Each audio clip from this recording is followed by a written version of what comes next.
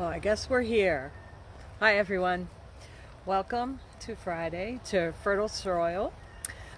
Today we are going to hopefully experience a little faith in the garden, feel a little spiritually grounded, even though it's raining. So I am under an umbrella for a little bit here while I'm talking in the garden. So today, what we are going to do is we are going to focus on hyssop. Hyssop isn't a very well-known herb in our gardens, I don't think. Let me show you what I have here in the garden. This right here is hyssop. It's beautiful, it's wonderful right now. It's doing very nicely.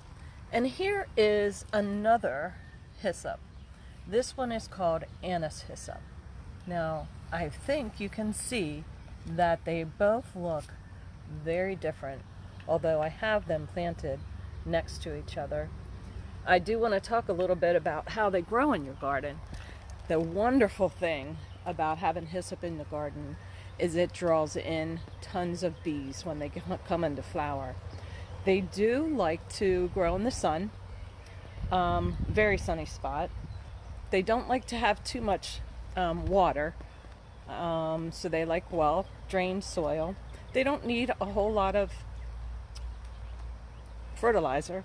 They do like a little lime thrown on the garden, but they don't need a lot of fertilizer. They have beautiful blue flowers, purpley blue, and that should be coming in June for most of the hyssops. And let me show you kind of what the flowers may look like. This is a whole different plant. But see how the flowers are on the stems? That's similar to how they will look on the hyssop. And the bees just flock to it. If you look in the store at honey, you will see some of the honey is called hyssop honey. So it's a very sought after honey, those that the bees have traveled to the hyssop, and especially the anise hyssop. So we're going to talk about hyssop in the Bible, and there is some differences of opinion about what kind of hyssop is in the Bible. So this week we are going to talk about the common hyssop. Next week I'm going to talk about marjoram, and I'm going to go down undercover so that I'm out of the rain, and we're just going to walk through the garden a little bit.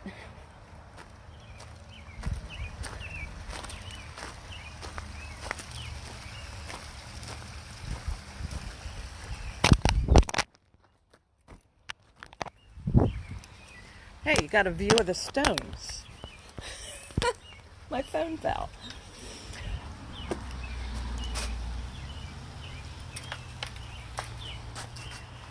Don't you just love this rainy day?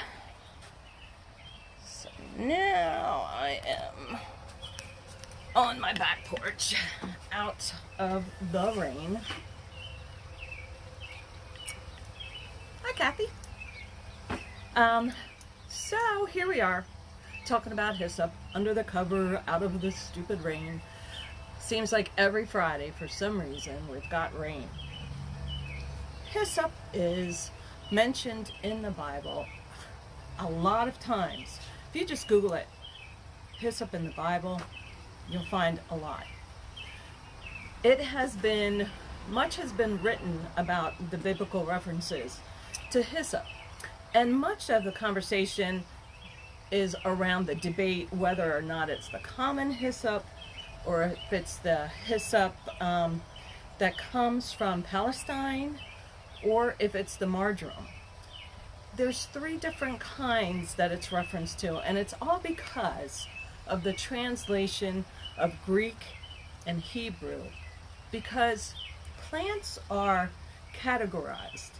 So when they're looking back at history, the hyssop was not categorized the same way. I should say it was very general. So they didn't quite know which hyssop they were referring to. Like I said when I was out in the garden before I dropped my phone, it's very easy to grow.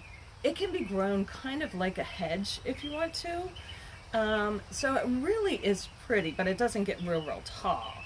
So if you're going to use the common hyssop for a hedge, they used it in England for the knot gardens. If you ever saw knot gardens that have the plants real close together and they trim them and they're all manicured, hyssop can be used like that. Now, the smell of hyssop, not my favorite. I think this is the common hyssop I was showing you up there. I think it smells like a skunk, truthfully. But it is used in cooking. It is used in savory dishes in very small amounts. So when you do dry it, and if you do try to use it, they use it for fish, and I haven't really cooked with it because I don't like the smell of it, so I'm just imagining it won't taste very good. So I'm just being honest with you. But it's so pretty when it's blooming, and it draws all my bees. The anise hyssop, however, this one is delicious. If you smell it, it smells like licorice, but not really. If you don't like licorice, I think you might still like this because it's minty, licoricey, great for a tea. It makes a great bath. It's very good in sweet dishes as well. If you chop it up, I have a recipe, I haven't tried it yet, for anise hyssop whoopie pies. It's true. I'm going to try it. So, what I'm going to tell you about a little bit today is the references in the Bible, since we're at that point. And in Psalm 51, verse 7, it says, "Purge me with hyssop, and I shall be clean. Wash me, and I shall be whiter than snow." And also, in 1 Kings chapter 4, verse 33, now these are both from the Old Testament. He would speak of the trees. Now this is called, God's talking about Solomon, who wrote all the Psalms. And he would speak of the trees, from the cedar that is in Lebanon to the hyssop that grows in the wall. He would speak of animals and birds and reptiles and fish. So in the Old Testament, there's a references of hyssop many times other than these two. And it refers to cleansing and to cleaning. Hyssop is used over the years throughout history as a cleansing herb. Cleansing, well, cleansing spiritually, cleansing in a bath. You can actually put the one that doesn't smell so good. I have used it in a bathtub. It's supposed to be really good for your skin. So the cleansing comes, and it cleanses you spiritually. The Jewish people, if I can remember correctly, they used bunches of this hyssop, if this is the one they used. They used it when they marked their homes for Passover with the lamb's blood. They would use this. It kind of looks like it could be used as a paintbrush. And they would dip it in the lamb's blood and brush it on their doorways. That way they would be passed over. So hyssop is referred to at that point as well. So the cleansing is very, very deep in its roots. Then, in the New Testament, it comes in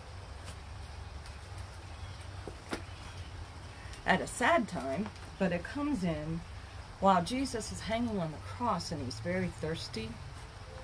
And the soldiers reached up and they had the sponge with the vinegar on it.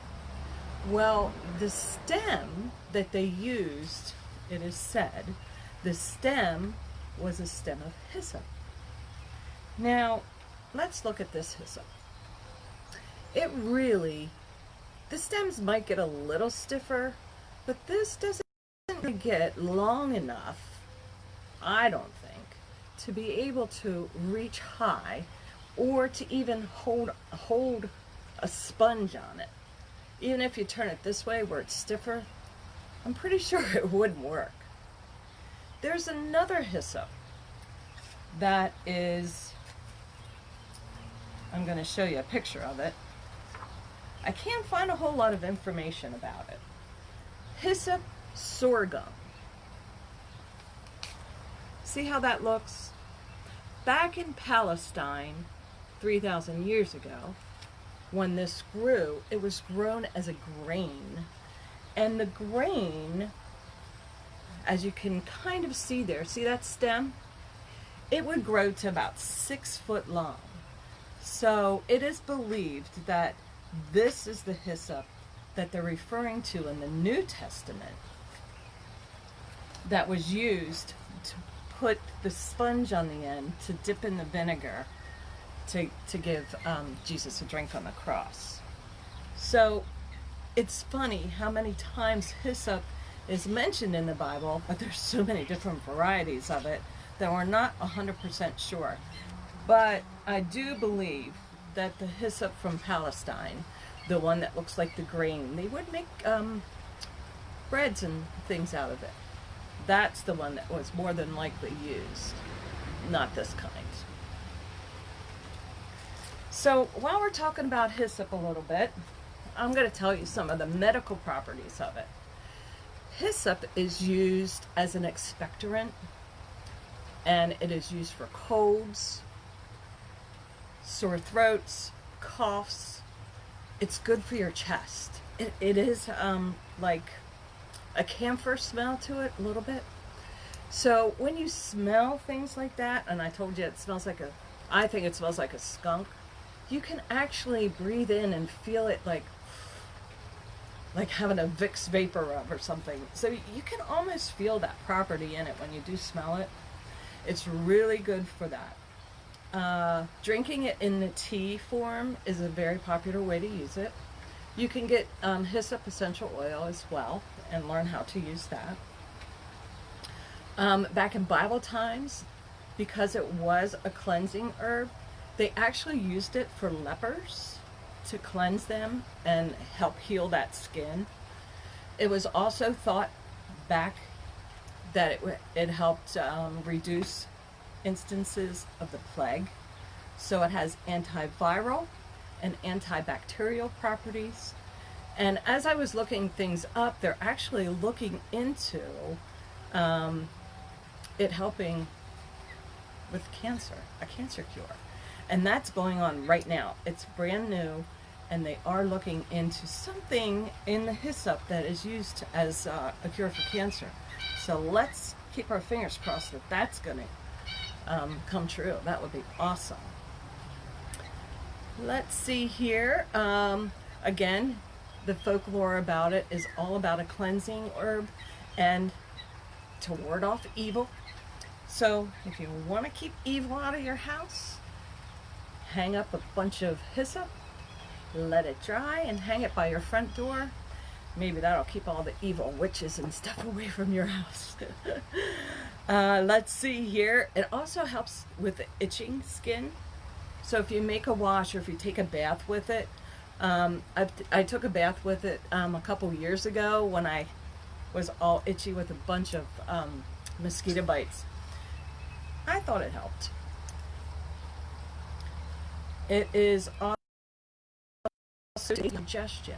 Many of these herbs that I talked about over the past couple of weeks are really good for your digestion.